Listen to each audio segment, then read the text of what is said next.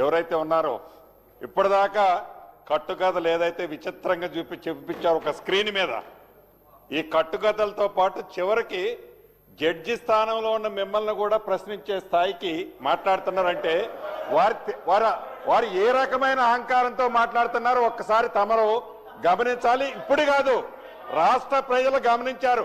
పదే పదే ఈ ప్రభుత్వాన్ని గురించి అనేక ఆరోపణలు చేశారు కదా. 2 సార్లు 4 సార్లు ఎన్నికల్లో ఎందుకు మీరు ఓడిపోయారు? ఇప్పుడు నిన్నగాక మొన్న జరిగిన మున్సిపల్ ఎన్నికల్లో ఓడిపోయారు, గ్రామ పంచాయతీలో ఎన్నికల్లో ఓడిపోయారు. నిజంగా మీరు అడిగేవి నిజమే అయి ఉంటే, మీరు చెప్పేవి నిజమే అయి ఉంటే ప్రజలు మీకు ఓట్లేసి ఉండేవాళ్ళు కదా.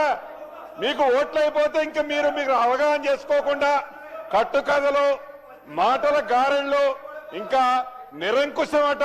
నిరంకుశానికి బ్రాండ్ అంబాసిడర్లు మీరు, నిరంకుశానికి బ్రాండ్ అంబాసిడర్లు మీరు. దాని గురించి మీరు మాట్లాడుతున్నారా? చివరికి మిమ్మల్ని అసందర్భంగా ఏది ప్రధానమైన సీట్లు జడ్జి స్థానంలో కూర్చున్న మిమ్మల్ని మీరిచ్చిన జడ్జిమెంట్ మీద క్వశ్చన్ చేస్తున్నారంటే వారు ఏ రకమైన అహంకారపూరితంగా ఉన్నారో.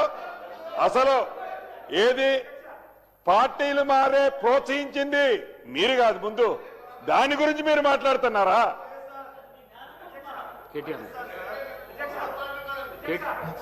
కేటీఆర్ గారు కన్క్లూడ్ చేయండి. Speaker, yes sir, concluding sir, 1 minute.